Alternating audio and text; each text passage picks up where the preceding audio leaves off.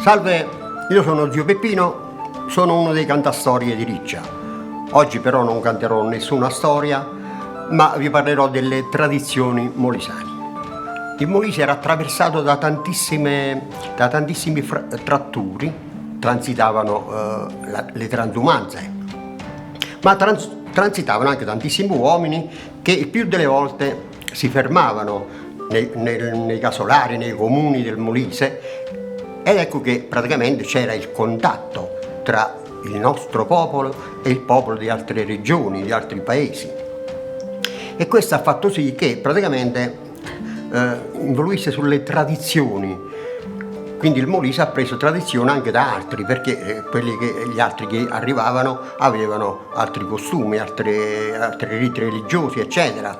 Allora teniamo presente che tutte le tradizioni sono legate all'ambiente contadino, quindi ai lavori dei campi. Quando passava questa gente che veniva da fuori, il più delle volte si fermava nei casolari, nei comuni, per chiedere un po' d'acqua, ma il più delle volte veniva offerto loro anche un qualcosa da mangiare, un qualcosa da bere e tante volte anche il pernottamento.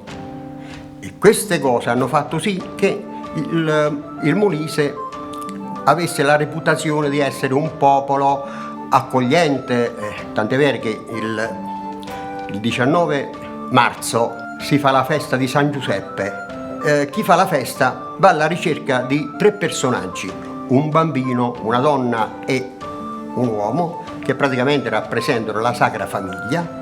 Quel giorno chi bussa alla porta dove c'è la festa viene accolto e gli viene dato qualcosa. Quando io ero giovane mi ricordo benissimo che arrivavano dai paesi limitrofi e anche più lontano, arrivava gente con la cesta, con la bisaccia, con il paniere e ricevevano qualunque cosa, in base alla disponibilità della famiglia che li accoglieva. Però quello che non mancava mai erano i calzoni di San Giuseppe, fatto di pasta sfoglia, riempito di pasta di ceci, miele e aroma di cannella. In aprile abbiamo tantissimi mercati, tantissime fiere. Durante il mese d'aprile comunque ancora possiamo trovare le carresi. Le carresi sono le corse dei carri, ma la particolarità di queste corse dei carri sta nel fatto che i carri vengono trainati dai buoi. Pensate che per fare questa gara, questi giovani che fanno la gara devono accudire per un anno intero, devono accudire questi buoi. A maggio in alcuni comuni troviamo ancora la pagliara, non è altro che un uomo rivestito completamente di fiori che gira per il paese auspicando una buona stagione, augurando quindi un buon raccolto, e magari cantava pure qualche canzone. Diceva: "Ecco mai le ciure vestute, buon venuto mai, buon venuto". Da maggio passiamo a giugno, dove è pieno di feste, pure là c'è la festa di Sant'Antonio, un po' in tanti paesi. Il 2 luglio in particolare, 2 e 3 luglio a Cerce Maggiore c'è una festa bellissima perché è fatta all'aperto, sotto degli alberi stupendi, e c'è tantissima di quella roba, a parte musica, suoni, luminarie varie, ma c'è tanta roba da mangiare, ma in modo particolare la caratteristica è quella del baccalà fritto. Ecco, da Cerce Maggiore ci spostiamo a Ielsi. A Ielsi il 26 luglio abbiamo la festa di Sant'Anna, pure la patrona. E alla festa di Sant'Anna è stata abbinata la Sagra del Grano. Ci sono dei capolavori fatti sui carri allegorici che sfilano con la Santa nella processione, ma è un lavoraccio perché tutti i chicchi di grani per fare la scena vengono incollati uno per uno, quindi chi è che vede questa festa, questa Sagra del Grano a Ielsi, sicuramente ritornerà per vederla, perché poi ogni anno cambiano le scene, è una cosa diversa, quindi andate a vederla. Al mare il 3 e il 4 agosto fanno la festa a Termoli. Praticamente la festa è quella di San Basso, ma la particolarità di questa festa è che si mette il santo su un peschereccio e poi dietro questo peschereccio vengono tutti gli altri pescherecci che stanno al porto di Termoli. Si fanno la sfilata e alla fine il proprietario di ogni peschereccio offre a questa gente da mangiare e da bere. La prima o la seconda settimana di agosto passiamo a Riccia, perché a Riccia fanno il Riccia Folk Festival, cioè un festival internazionale dei gruppi folcloristici.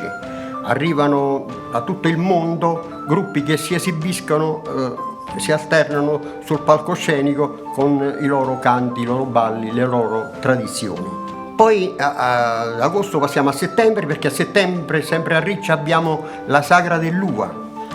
La seconda domenica di settembre ogni anno si svolge questa attività e troviamo la sfilata dei carri allegorici rivestiti completamente di uva, ma pensate, non i grappoli o le frasche, gli acini di uva vengono attaccati per fare qualche scena. Su ogni carro ci sono poi i suonatori che suonano, perché ogni carro ha un corpo di ballo che sta a terra e balla.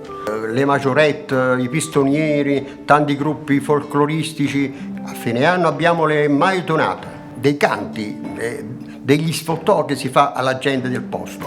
Queste maitonate si portano ancora adesso a Sepino, a Ferrazzano, a Campobasso, a Pietracatella e Gambatesa. Si formano dei gruppi composti da suonatori, cantori e improvvisatori. L'improvvisatore deve fare delle strofette messe in rima e queste strofette comunque non sono normali, sono un po' ironiche, un po' pungenti e molte volte anche offensive, però per l'occasione non si offende mai nessuno. Una volta finito di cantare e di suonare si entra nelle case, si mangia e si beve e allora a quel punto si perde la concentrazione e le canzoni non sono più intonate e quindi mai intonate. Ecco che poi andiamo al 17 gennaio, inizia il carnevale e possiamo vedere nei comuni molisani tantissime mascherate, maschere cornuto, maschere tradizionali. E l'ultimo giorno invece di carnevale, cioè il martedì grasso, a Tufara troviamo un altro spettacolo caratteristico e io penso che sia quasi unico. Un uomo chiamato Udiavel si riveste completamente di pelle di capra e rotola per il paese. E quando rotola non è niente. Il bello viene quando deve saltare, perché ci sono due figuranti che praticamente cercano col falcione di tagliargli i piedi e lui, per non farsi tagliare i piedi, salta e insomma è uno spettacolo pure quello unico.